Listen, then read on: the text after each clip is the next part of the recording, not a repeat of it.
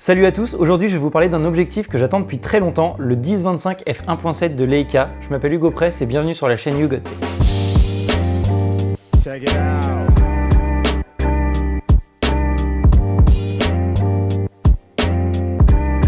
Dans cet épisode, je vais beaucoup parler de micro 4 tiers et plein format, et pas de panique, pour ceux qui ne connaissent pas, je vais vous expliquer. Ces noms font référence à la taille du capteur. Le plein format est ce qu'on appelle un grand capteur. Grâce à sa grande taille, il génère plus de flou qu'on appelle bokeh. Le micro 4 tiers est un petit capteur. À objectif équivalent, on a un angle de vue moins large. Un objectif avec un zoom de 20 mm sur un micro 4 tiers fera un équivalent 40 mm sur un plein format. Maintenant que cette petite explication est faite, on peut passer à la vidéo. Le problème sur les zooms Leica micro 4 tiers, c'est que leur ouverture est variable. Plus vous zoomez, plus l'image s'assombrit, ce qui est une vraie galère en vidéo. Pour la première fois sur cette gamme, j'ai une ouverture fixe à 1.7. En plus d'être très lumineuse, ça me permet d'avoir, sur le papier du moins, un flou comparable à f3.5 sur un plein format. Est-ce que grâce à cet objectif, on va pouvoir se passer de grand capteur? C'est ce qu'on va essayer de découvrir. La première chose dont on se rend compte quand on la prend en main, c'est que c'est vraiment une optique massive pour du micro 4 tiers. En termes de dimension, on se rapproche quand même vachement d'un zoom pour plein format comme ce 24-70 Canon. Pour ceux qui savent pas, un zoom pour micro 4 tiers, normalement ça ressemble plutôt à ça. Il a 3 bagues, ce qui n'est pas courant pour un objectif de ce type. La première bague, c'est le zoom, qui est très agréable à utiliser. La deuxième bague fait la mise au point, et c'est une vraie bonne surprise, parce que sur le 12-60 de Leica, la mise au point était horrible. Je sais pas vraiment l'expliquer, mais la vitesse n'était pas fixe. Pour le coup, cette bague est un peu rapide, mais reste très précise, ce qui est un excellent point. En plus de ça, elle permet de passer du mode manuel à automatique, juste en la faisant glisser comme ça. Je trouve ça très pratique en photo parce que ça se fait en une fraction de seconde. Et la dernière bague est une vraie surprise parce qu'elle permet de changer le diaph manuellement. Mais si on va jusqu'au A, c'est le boîtier qui prend le relais, comme sur un objectif électrique traditionnel. Maintenant que les présentations sont faites, on va aller le tester sur le terrain.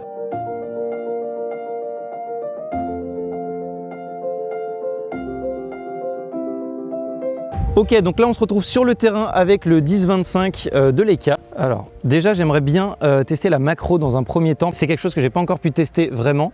Donc je cherche un insecte un petit peu sympa qu'on pourrait prendre ici.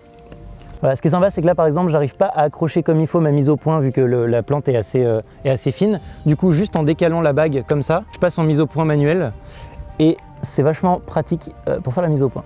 Alors là l'ouverture est un peu abusée. Ok, très cool.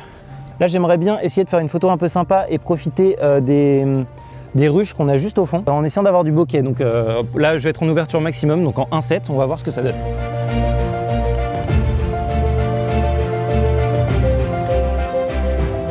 Putain, le bokeh est quand même vraiment sympa pour un objectif micro 4 tiers. Ok.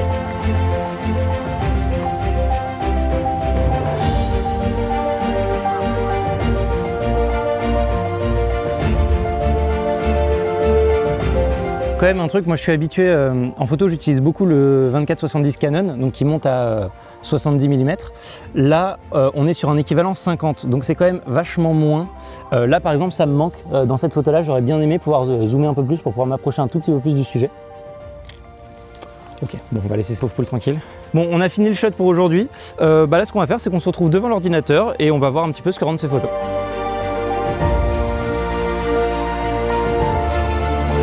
Ok, donc là du coup on se retrouve directement sur Lightroom. Déjà première observation, c'est impressionnant le bokeh. Alors celle-là, pour cette photo-là est un peu ratée, hein.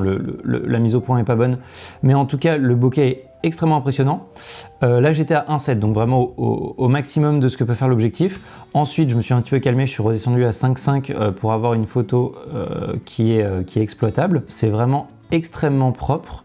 Et même si on se rapproche un peu sur le côté, ça a l'air plutôt pas mal. Je vois pas de... Il y a un tout petit peu d'aberration chromatique là, mais globalement, je suis quand même assez satisfait du rendu global de l'image. Pour cette photo, je voulais absolument faire ressortir le bokeh sur l'avant de l'image. Donc on était concentré sur les ruches qu'on peut trouver au fond. Donc ouverture maximum. On a un rendu quand même qui se rapproche vraiment beaucoup de ce qu'on peut avoir avec un plein format. Si on s'approche un petit peu du bord de l'image, là, il y a quand même pas mal d'aberration chromatique. C'est très mesuré, mais voilà, si on zoome pas mal dans l'image, ça peut être un minimum gênant. Jusque là, j'étais un petit peu dans une idée de ce type de tournage là, je vais plutôt prendre le G5 parce que c'est plus pratique. Ce genre de tournage là, je vais plutôt prendre un 5D ou un plein format parce que justement le rendu sera un peu plus crémeux, un petit peu plus joli. Grâce à cet objectif là, pour la première fois, j'ai l'impression de ne pas avoir à choisir. Et ça, c'est vraiment un plaisir. J'étais en équivalent 50. Là, je suis un petit peu plus mesurer sur cette image. Alors déjà, il y a de l'aberration chromatique qui ressort ici.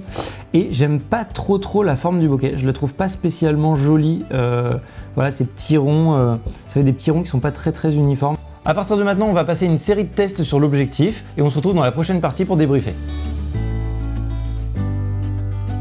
Ça y est, nos tests sont faits et le rendu est vraiment intéressant. On va commencer avec le piqué et pour un zoom, il est excellent. On se rapproche énormément d'une focale fixe. On a testé toutes les ouvertures et même s'il reste très bon à f1.7, il est bien meilleur entre f4 et f5.6. Et si on continue de fermer le diaph, le piqué redevient mou vers f11. Mais là on cherche vraiment dans les détails parce que le rendu reste excellent. Ensuite on a testé le piqué dans les différentes focales. Entre 14 et 25 mm, l'image est assez exemplaire. Mais vers 10 mm, on perd légèrement de piqué dans les angles. Ça ne sera pas gênant en vidéo mais il faudra faire attention en photo. Je suis assez partagé sur le bokeh. D'un côté c'est du jamais vu sur micro 4 tiers, mais de l'autre je l'aime pas plus que ça. Ce bokeh nous rappelle qu'on est sur un tout petit capteur. Il a beau être très présent, il n'égale pas le plein format. Après pour être plus technique, ce bokeh a un effet œil de chat dans les angles.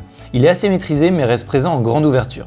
Il devient plus discret en dessous de f2.8. Comme on a pu le voir sur la première prise en main, les aberrations chromatiques sont légèrement présentes en grande ouverture. Ça ne sera pas gênant en vidéo et pourra facilement être dissimulé en photo. Là où cet objectif va pêcher, c'est au niveau du vignettage. En 25 mm, il est très léger et a même tendance à s'effacer en dessous de f2.8. Le vignettage commence à se voir à partir de 14 mm.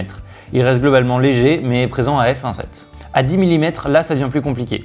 Il est présent à toutes les ouvertures et est particulièrement marqué à partir de f2.8. Il y a une légère distorsion en coussinet en 10 mm qui aura tendance à disparaître en zoomant. Alors oui, c'est un objectif qui vaut très cher, mais en fait, il va remplacer énormément d'optiques de la gamme Lumix et Leica. Là, on se retrouve directement donc sur le site de Panasonic. J'ai ouvert deux pages, une page pour les objectifs Leica et une autre page pour les objectifs faits par Panasonic. Et on va essayer de voir combien d'objectifs ce 10-25 f1.7 peut remplacer. Ce 14 mm, également ce 25 mm f1.7, ce 20 mm f1.7, et si on fait un peu de concession sur le zoom, aussi ce 12-35. Maintenant on passe aux objectifs Leica. Dans mon utilisation personnelle, ce 10-25 a totalement remplacé le 12-60 que je n'utilise plus du tout. Peut également remplacer ce 15 mm 1.7. Du coup ce 10-25 peut remplacer 5 objectifs, ce qui fait un total d'environ 2500 €. Et si, comme dans mon utilisation, ça remplace également le 12-60, ça fait un total de presque 3300 €. Donc comparé aux 2000 € que vaut cet objectif, c'est quand même très intéressant. Sachant qu'en plus de ça, il y a tout un côté pratique qui fait qu'il n'y a plus besoin de changer d'objectif toutes les 5 minutes. C'est vraiment un seul objectif qu'on monte et après on n'y touche plus pendant tout son tournage. Il faut qu'on parle de la stabilisation, ou plutôt de l'absence de stabilisation optique. Personnellement, j'ai un GH5 avec stabilisation de capteur. Et on sent que cet objectif a été fait en collaboration avec Panasonic car la stabilisation de capteur est bluffante. J'ai déjà pu tourner 2 épisodes de Morgan VS avec cet objectif et le rendu est bluffant. On a vraiment l'impression d'être sur un trépied à main levée. Par contre, pour ceux qui n'ont pas de capteur stabilisé, je peux comprendre que l'absence de stabilisation optique soit un vrai frein pour les vidéastes. Pour la mise au point automatique en photo, le moteur est ultra rapide et silencieux. Ce n'est pas facile de trouver une conclusion pour cet objectif. D'un côté, c'est le meilleur zoom micro 4 tiers que j'ai jamais vu. D'un côté, il ne permet pas de remplacer le plein format. Ça reste néanmoins un excellent objectif que je ne peux que vous conseiller si vous avez 2000 € à mettre dedans. Merci à tous d'avoir regardé cette vidéo, j'espère qu'elle vous a plu. C'était le premier épisode d'une nouvelle série qui va arriver ces prochains mois sur la chaîne. N'hésitez pas à nous faire vos retours pour qu'on puisse s'améliorer pour les prochaines fois. N'hésitez pas à mettre un pouce bleu et à vous abonner. Quant à nous, on se retrouve bientôt dans des prochaines vidéos. Ciao!